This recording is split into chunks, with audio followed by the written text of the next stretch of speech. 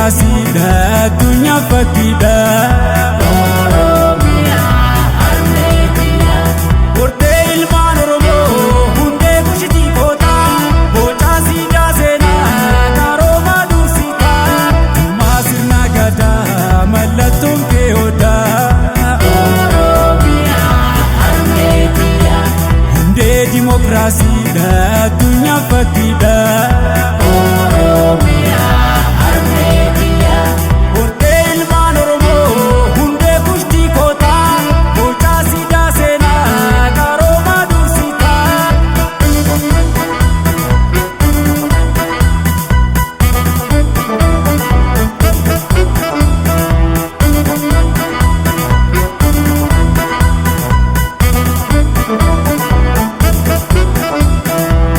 Mana keenya nu waadasiseenye Oromiyaa haqa nuti maa'e yayyamni keeshanii odaawwan keeshanii sirni gadaa shanii bulchiinsi keeshanii.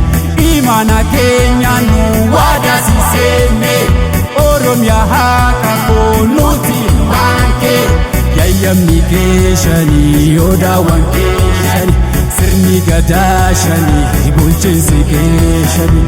Ataaka keenya handhuura keenya ataaka keenya handhuura keenya biyya baadiyyaa ataaka keenya biyya baadiyyaa ataaka keenya.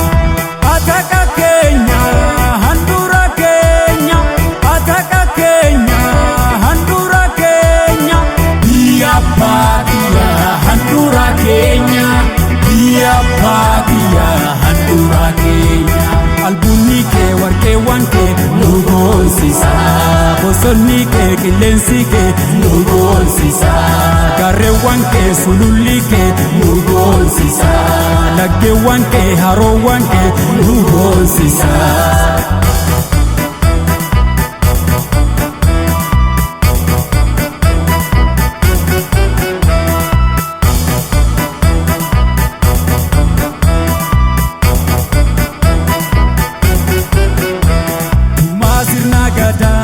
Mallattoon kee odaa.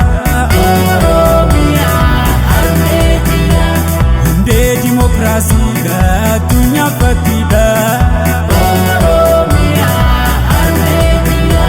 Gortee ilmaan Oromoo hundee kushitii koota bocaa siidaa seenaa qaroomaa dursita.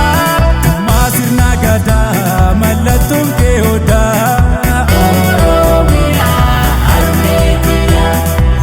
Dimookiraasiidha addunyaa fakkiidha.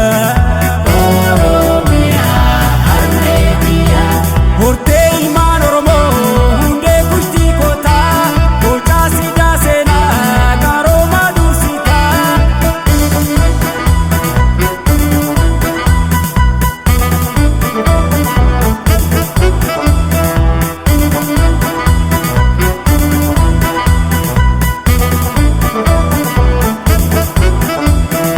Ameeti mirgitu golli kee guutu jiitu boonaa gannaa hunda ajootu dachee safuu boodaa laabata aadaa haadha hayyuu goota hanuura dhaloota.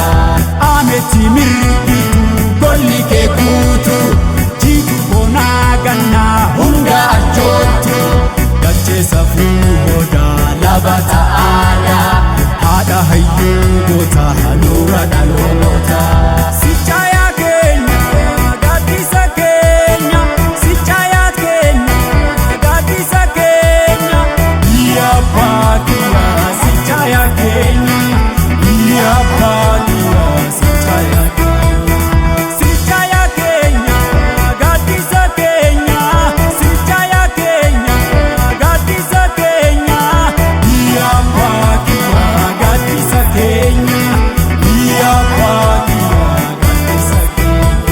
Beellanni kee bineensi kee nu boonsisa dhibboowwan kee mammaaksi kee nu boonsisa walleewwan kee shubbisni kee nu boonsisa uumamni kee bal'inni kee nu boonsisa. Oromiyaa Oromiyaa harka